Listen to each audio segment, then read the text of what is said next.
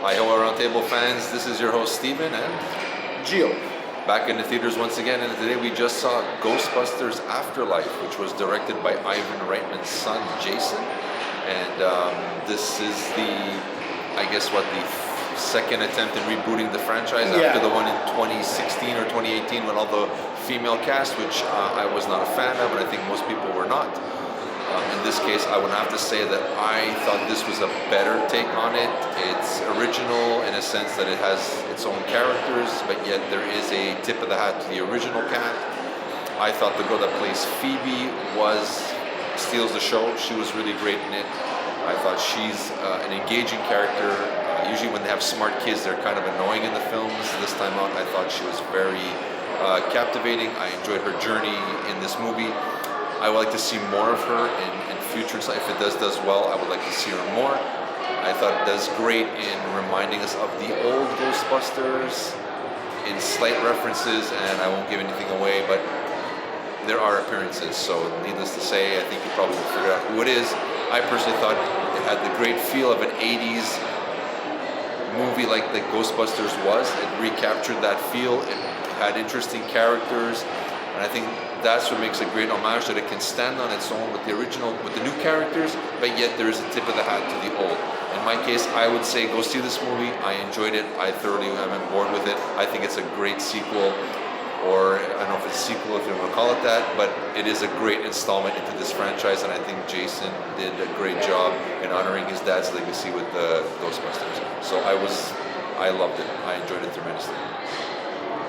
I, for myself, loved it a little bit less. It was very true to Ghostbusters. Everything was good. There's a bit of the Stranger Things feel vibe to it. Okay? The kid is from Stranger Things in there. I thought that was interesting. But even the way they made it, because it was like Stranger Things, younger generation, and everything. in Stranger Things, they played Ghostbusters for Halloween, so it's very interesting. And then the ending is the best of the best. Yes. From the beginning was very good. The introduction, I loved it. It's like, ooh, wow. And then it was going slow pace. And then there were certain things that made my geek squad in here, I have a brain, that didn't make sense. When the girl and the guy was in the field and here, and she says, what was that? Now, it would have been better if he said it, because he didn't believe in ghosts yet, and she does. Then she would give a scientific remark to that. And then the other part that turned me off completely is a certain person gets possessed. They have red eyes coming out, like really gleaming red eyes. Oh, what's happening? You've been chasing ghosts, you've been seeing the supernatural, you're seeing all these crazy things, and then this person has red eyes, guys. I'm not saying who the person is, right? Because it's a spoiler alert. And you're like, oh, what's wrong? And they get close to that person's face. It's like, what the heck? But that's what 80s movies did. They did the same thing. Doesn't matter. You have to advance a bit more. It got stupid to a certain point. It's like these I always say, because I'm so smart, I'm stupid.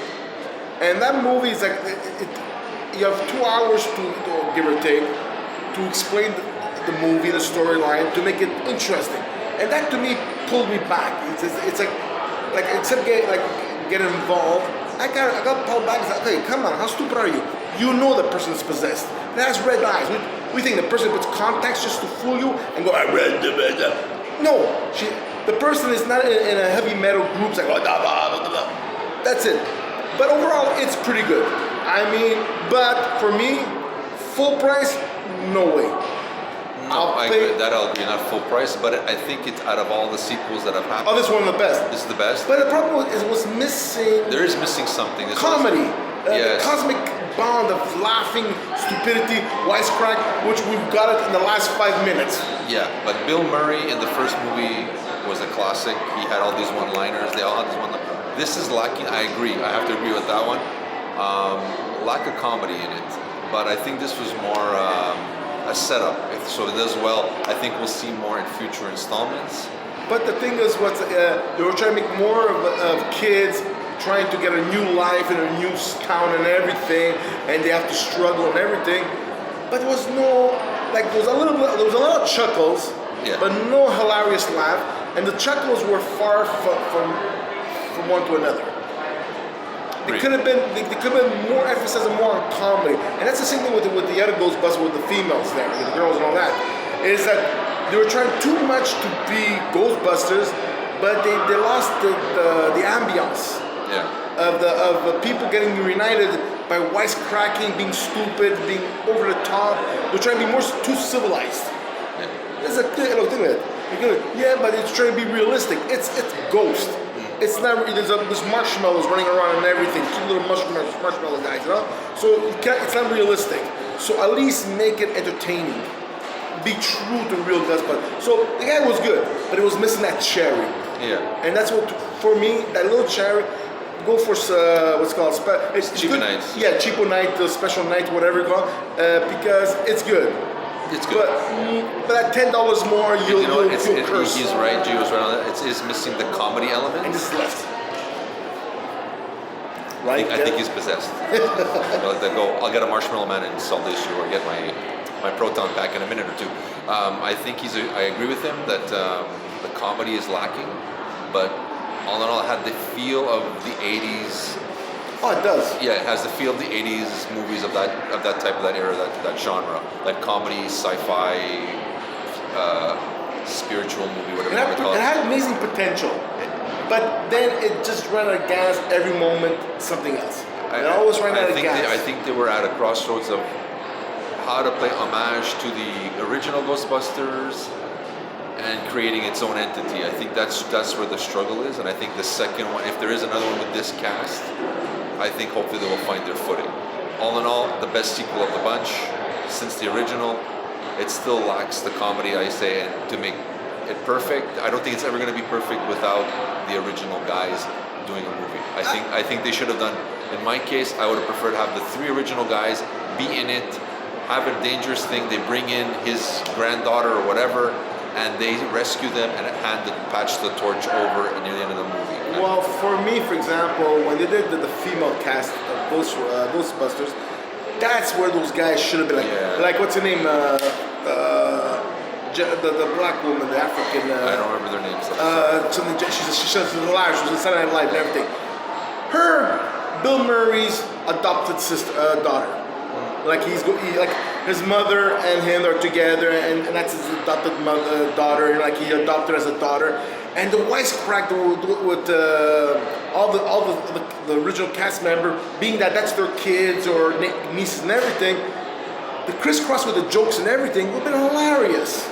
You know, Leslie something. Anyways, I'm bad with this thing because my brain has what's going on. And they had a chance. You know, this one here, when you watch it. The last 10 minutes is one of ooh.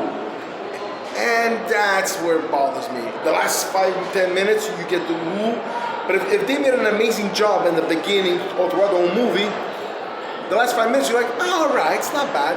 But they were the cherry on the top because the rest of the movie was lacking the energy of laughter and comedy, wisecracks.